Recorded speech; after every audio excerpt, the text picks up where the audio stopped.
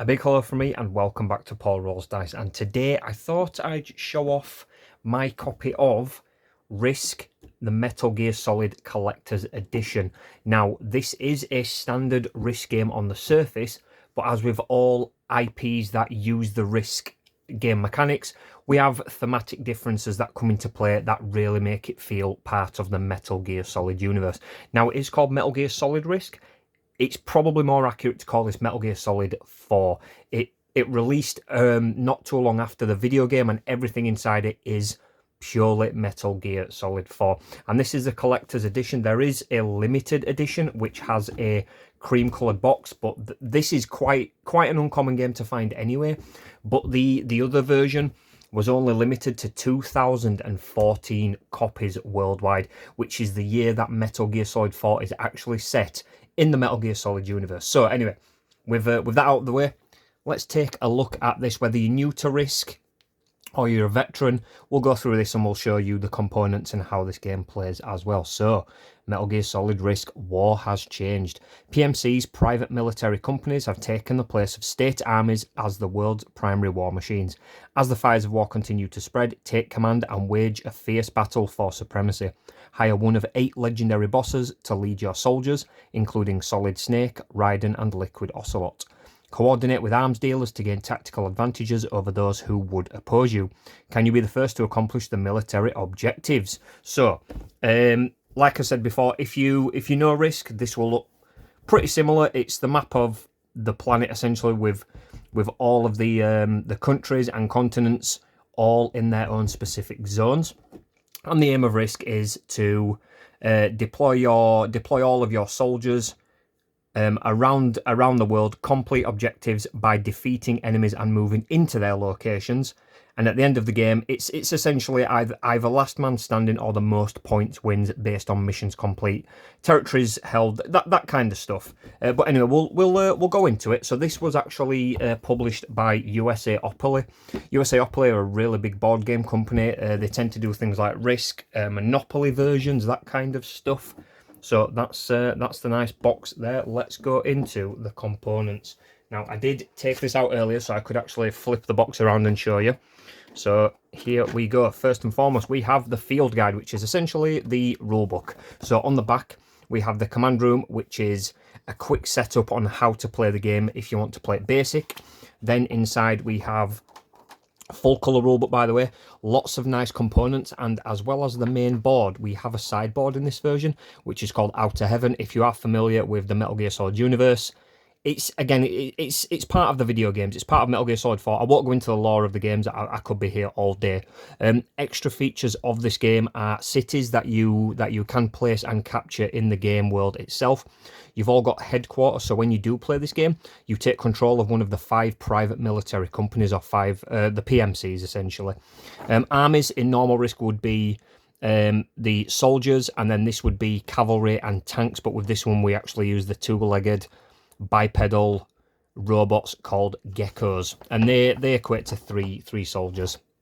Standard dice in Risk: attack dice, defense dice. There's always more attack than defense, and that comes into play in every version of Risk. And then these are the bosses as well.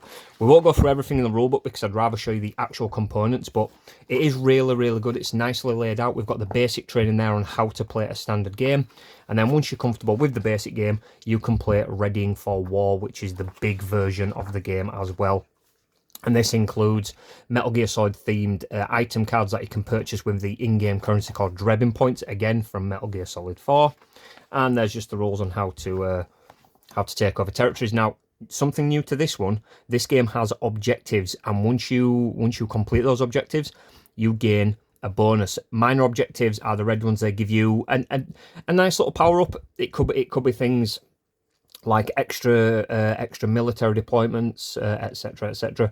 Major objectives, now these are the big ones. If you complete these, you get much bigger rewards. The minor rewards are down here, like I just said. So we've got an airfield, which allows you to fly across the board easier. Additional maneuver, which is more movement allocation per turn, which is really good. And then the major ones. 2 armies is being able to drop an extra 2 armies, which is 2 soldiers onto the field. Doesn't sound like much, but if you're getting that every turn, it's really, really good. And the big kicker is having a second boss. So imagine on your team, you've got, say, Solid Snake and also another boss, and these are really powerful characters, which I'll show you. So that's the rule book.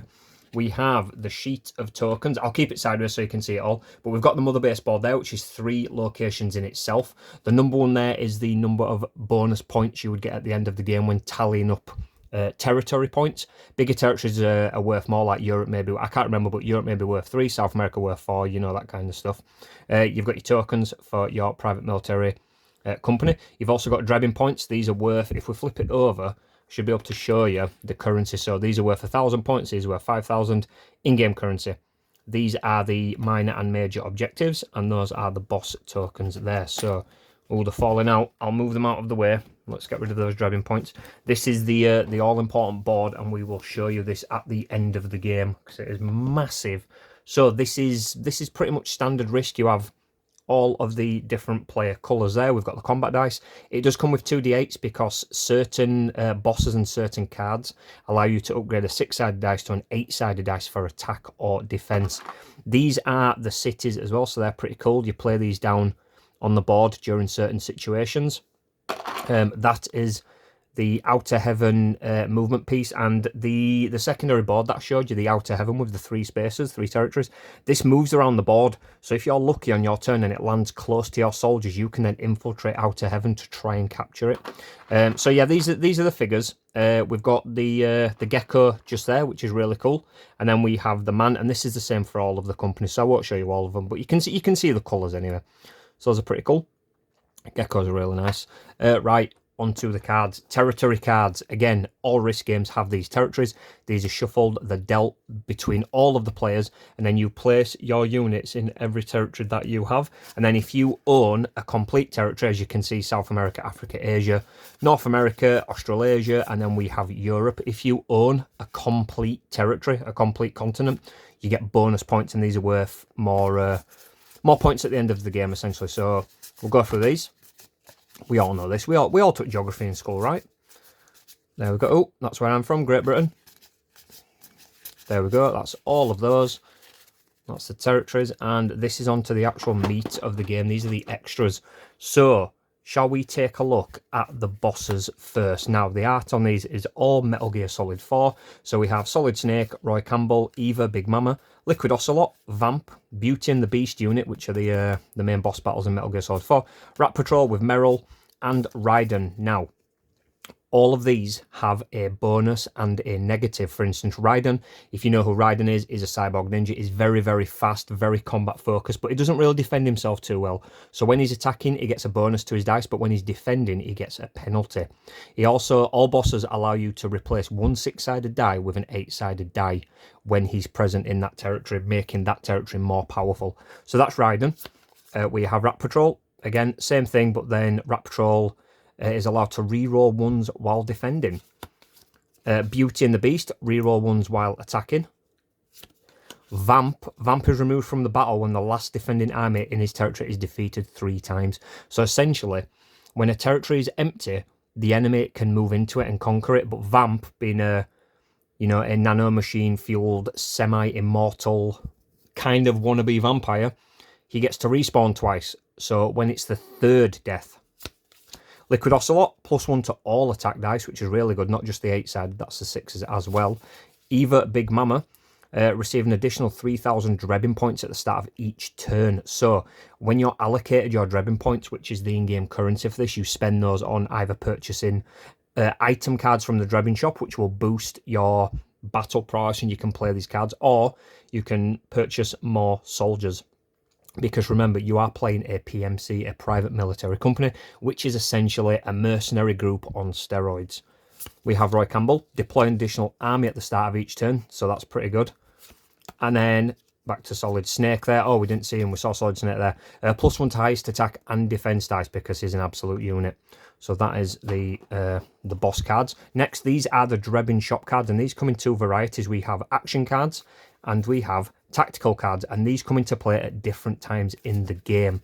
So if we have a look at some of these, traitor in their midst. Play at the start of your turn. Randomly remove one Drebin shop card from an opponent and return it to the bottom of the deck. Wow. And then we've got sniper shot, sleeper cell. These are all pretty much during combat kind of things. Halo jump, very nice. That's from Metal Gear Solid 3 actually. Missile strike, psychokinesis, that's a boss battle. Scramble communications, we've got backfire, master recruiter, that's more characters. Outer heaven, play at the start of your turn. You may relocate your headquarters to any territory control except outer heaven. Guns of the Patriots, we've got outer ops, the war economy. Feel free to pause this video if you want to look at these in more detail. Now Fox die, that's important. Play at any time. Target a boss. Remove one boss from the game. So that is, you pay 5,000 points. That's an insta boss kill. Very, very powerful. Worm Cluster, Palkey, that's from Metal Gear Solid 1 as well. Metal Gear Rex, you can summon the Metal Gear, but must also possess Palkey. So you need to purchase this, then purchase this, and look at the power of it. Choose an enemy territory, roll a dice, you can destroy most of the enemies. Hack the system, bomb blast suits, deal of the century, that's discounts. Pandemic, there's the Konami code, up, up, down, down, left, right, BA start. Chudo, deploy 10 armies straight away, just insane, absolutely insane. And then we're on to the tactical cards. Road to Nowhere, play after an opponent has finished all invasions and before they fortify. Fortify is another part of the game. Mutually assisted destruction. Octo camo suits. So these ones are more dealing out damage and annoying opponents. These are more resisting things. So when an enemy's done something to you, you can kind of recoup your costs. There's Metal Gear Ray as well, so there's Rex and Ray in this. Javelin, we've got a cardboard box. Ooh, while manoeuvring armies from one of your territories to another, you may pass through an enemy occupied territory. So normally you can't pass through territories that have got enemies in, but that allows you to, you know, sneaky. Hearts of Mines, double agents, minefield, blackmail, greasing the palm, and blind side. So that is all of the components of the game. These are for the boss standees. It's been a long time since I've played this, and I really do enjoy this game. I am a big fan of Risk, but just like Monopoly, you tend to get bored of the base game because you've played it so much. So when it comes to Risk, I play this version, or I play another IP version. There's a Mass Effect version I'd love to play. There is a Halo version. There's a lot of versions. And those are the ones I tend to go for. I like the thematics. But anyway, pals, the last thing, I'm going to try and zoom out and show you the board, so bear with me. Okay, we'll have to ignore some cables and some mess, but if I zoom out a little bit, this is the board. So those are all of the territories of the planet, of Earth. That's where all of the missions go. So you lay out the minor objective tokens and major tokens face down, and the number at the side of the territories is how many points controlling the entire territory is worth. The entire continent is worth at the end of the game. It is a really, really cool game. If you've never played Risk, highly recommend checking it out. It's such a cool military, combat, strategic, mess over your opponents kind of game. But I thought I'd just show this off. There is a new Metal Gear Solid board game coming out. I have done a video on the channel with all of the information we know so far. I will leave a link to it somewhere. It's either going to be on an end card or it might pop up in the corner. Please check it out. It's looking really, really cool, especially if you are a Metal Gear Solid fan and a fan of stealth games. Stealth board games are quite rare, and it's looking really, really good. But anyway, pals, thank you so much for watching. I hope you enjoyed this video. I will see you in the next one.